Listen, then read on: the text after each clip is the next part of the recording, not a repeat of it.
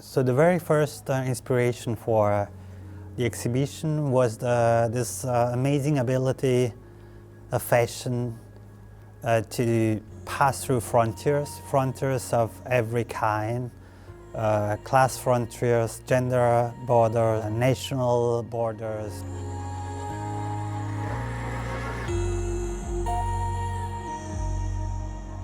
So we thought that fashion, unlike any other artistic disciplines, is able to connect worlds which are not meant to be connected.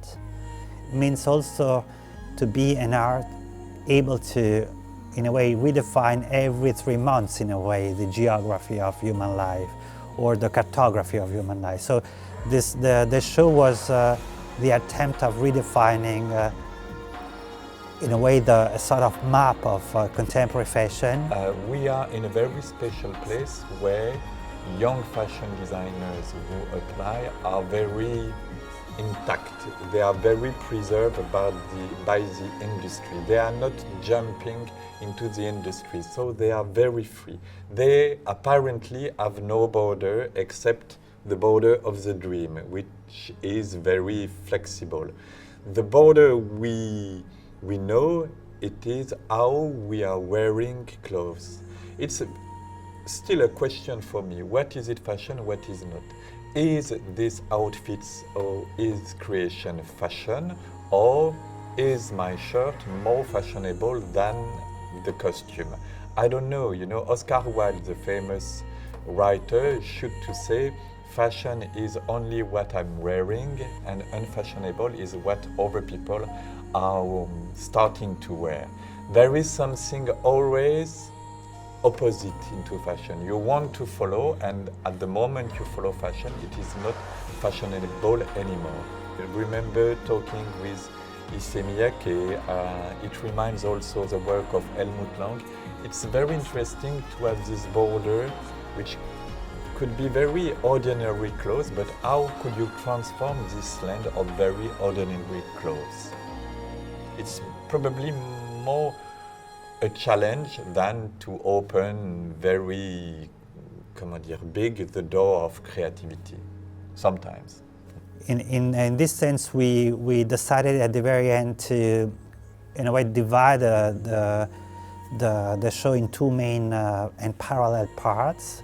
One part collects some garments coming from the archive of ITS. A lot of garments were made by designers who in their life are like emigrated or they are collecting because of their history more than just one national or cultural tradition. But it could be also the idea of a garment that allows to, in a way, overcome the other kind of borders or frontiers. And in a way, this ability to become so beyond borders allow fashion to become a sort of an exercise, a formal and sensible exercise of producing universal objects. So that's why we decided also to accompany this first part with a second part, which is perhaps more subtle, but also more closer to our daily experience. So what does it mean to invent this kind of universality in ordinary fashion, which is not in the fashion that we normally see or in catwalks or in the magazines, but in the kind of clothing everybody is using everywhere, every time.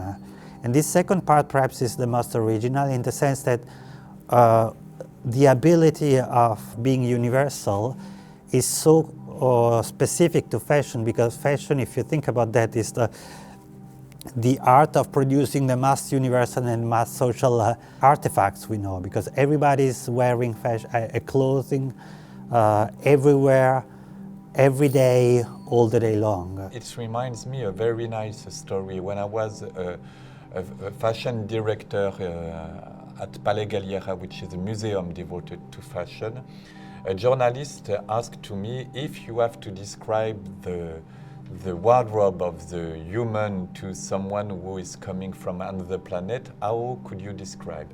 And I realized at that time that I only had very haute couture dresses from Schiaparelli or very creative dresses from Balenciaga or from Dior to describe the wardrobe, which is absolutely wrong.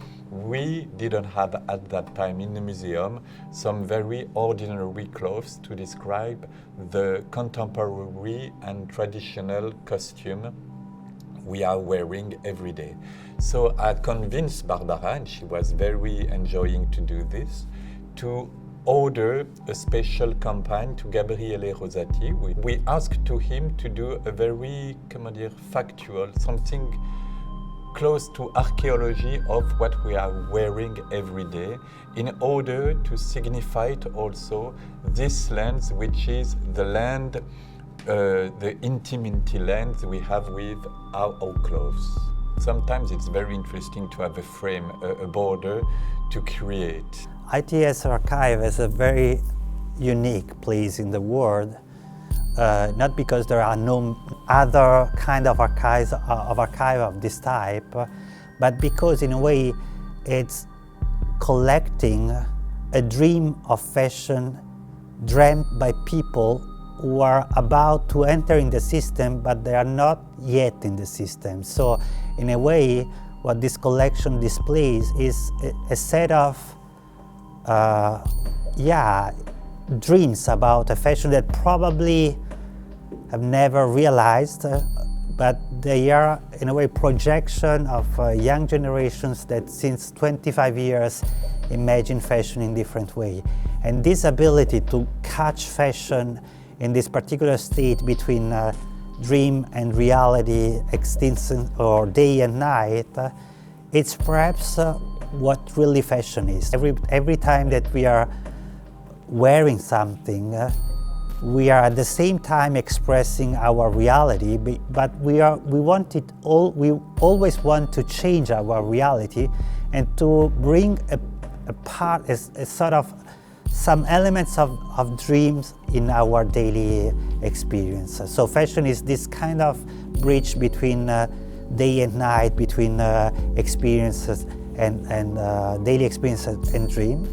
Into the exhibition we try to present different, very creative garments from 20 young fashion designers in very different style, with colors, with a lot of work with materials. So it is something it's like a book talking about the young designers themselves. It's not only clothes. We are very fascinated by something. We know exactly it is not possible to wear them, but we are still fascinating. The way to create clothes is still a question of reinvention. The idea of using black and white goes also in this direction, and I tend to explain the specific ability of fashion to produce universality, to produce abstraction.